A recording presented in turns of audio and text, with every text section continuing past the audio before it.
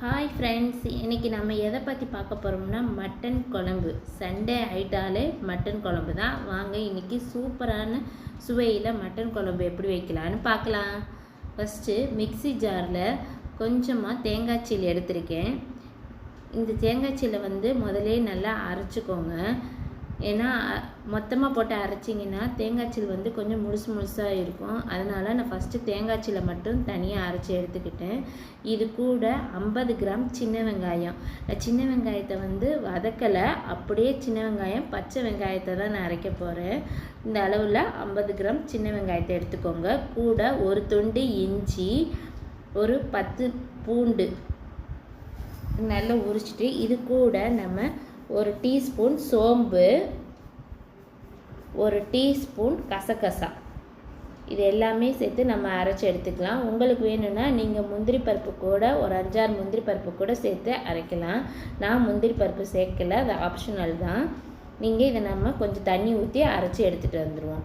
இப்போ தாளிக்கிறதுக்கு தேவையான பொருட்கள் பார்த்திங்கன்னா, கடுகு கொஞ்சம் 1/4 டீஸ்பூன் கடுகு, 10-15 கருவேப்பிலை இலைகள், ஒரு 10 சின்ன வெங்காயத்தை நான் அறுத்து வச்சுருக்கேன், 2 மீடியம் சைஸ் தக்காளி,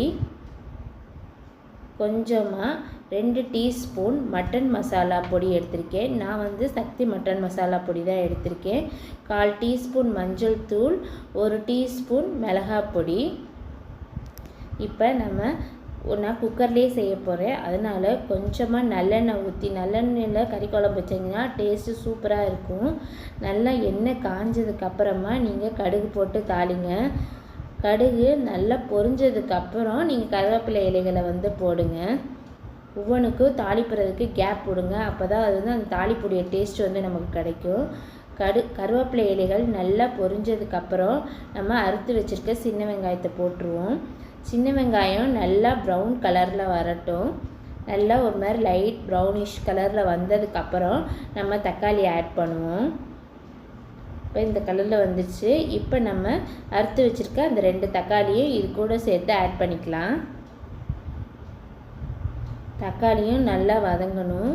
தக்காளி வெங்காயமும் நல்லா வதங்குறதுக்கு நம்ம கொஞ்சமாக உப்பு சேர்த்துக்கிட்டோம்னா அது சீக்கிரமே வதங்க ஆரம்பிச்சிரும். அதனால் நல்லா அது வதங்கட்டும். இப்போ நல்லா வதங்கிட்டு, இப்போ நம்ம எடுத்து வச்சுருக்க மிளகாய் பொடி, மட்டன் மசாலா பொடி, 1/4 டீஸ்பூன் மஞ்சள் பொடி, இது எல்லாமே நம்ம சேர்த்துக்கலாம்.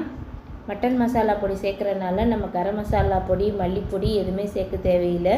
சப்போஸ் நீங்கள் மட்டன் மசாலா பொடி சேர்க்கலைன்னா நீங்கள் 2 டீஸ்பூன் மல்லிப்பொடியும் கொஞ்சம் கரம் மசாலா பொடியும் சேர்த்துக்கலாம்.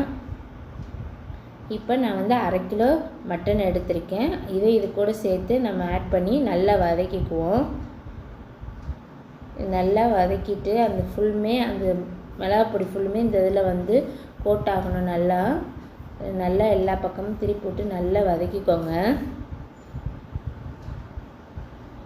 இது நல்லா வதக்குனதுக்கப்புறம் நமக்கு குழம்புக்கு தேவையான அளவு தண்ணி ஊற்றிடுங்க.